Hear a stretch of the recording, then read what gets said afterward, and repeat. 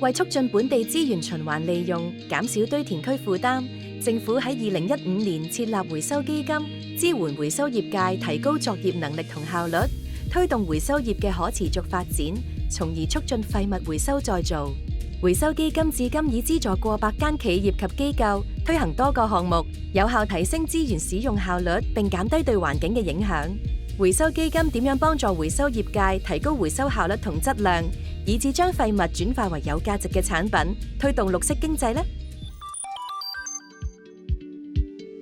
新生環保有限公司主要收集同處理廢紙及廢塑膠。喺最近，佢哋仲擴展咗業務，收集埋舊木卡板同膠卡板，再進行分類，將可重用嘅舊卡板賣俾本地超市同運輸公司，循環再用。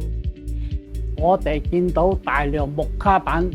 同埋啲膠卡板拎去堆填區好浪費。雖然係呢啲木卡板係舊啲，但其實好多都仲用得到。我哋就決定回收翻嚟分類之後，循環再用，減少垃圾，亦可以擴展新業務。喺過去，佢哋申請咗幾個回收基金嘅標準項目，獲得資助購買不同嘅設備，提升營運能力。最近更成功申請咗企業資助計劃，添置全新設備同增加人手，以應付增長緊嘅回收舊卡板業務。如果冇回收基金嘅支持，比較難提升運作水平同埋擴展業務，亦唔能夠發展其他回收範圍。而家有咗回收基金支持，人手充足，設備又多咗，生意又好咗，做嘢又順暢，效率都提升咗。回收基金亦都設有新成立及初創企業開展項目，鼓勵新成立及初創企業將回收物料升級再造成為創新產品，促進本地循環經濟。青州環科有限公司係一間環境科技公司，成功申請咗資助。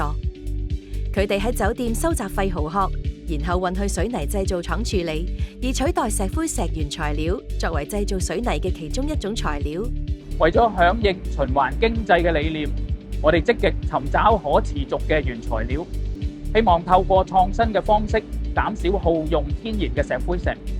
同時減少廢物棄置喺堆填區嘅壓力，能夠有效提升資源利用嘅效率。用廢蠔殼代替石灰石原材料係推動綠色經濟好重要嘅一步。而呢個新嘅回收構思嘅成敗關鍵，其實都係在於同酒店全力嘅合作，一齊推動呢個乾淨嘅回收。由酒店顧客嘅參與開始，到廚房嘅員工，去到我哋嘅收集團隊同埋水泥廠嘅員工，全力合作，推動可持續嘅環保回收。透過回收基金嘅資助，佢哋增加咗人手同購買設備，回收同處理更多嚟自酒店嘅廢蠔殼，實踐廢物回收再造，推動綠色經濟發展。回收基金資助我哋增聘員工同埋購置設備，令到我哋可以為廢蠔殼開創全新嘅用途，體現企業喺工業同埋環保之間取得平衡嘅承諾，推動可持續發展同埋具體實踐綠色經濟。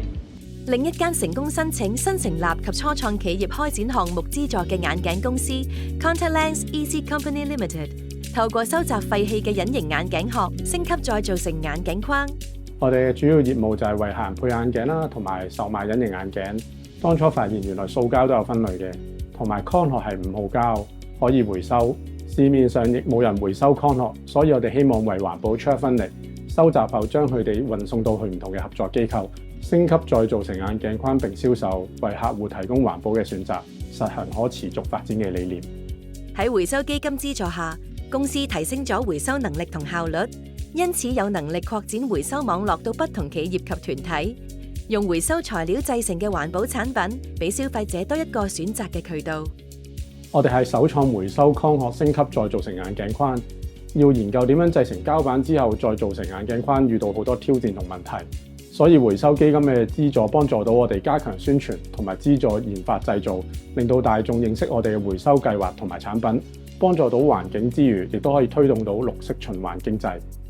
回收基金幫助企業提升回收能力，將廢物轉化為有用嘅材料或產品，擴展業務，開拓更多可能性，加強競爭力，推動可持續發展。有興趣申請回收基金或了解更多，歡迎循以下途徑查詢。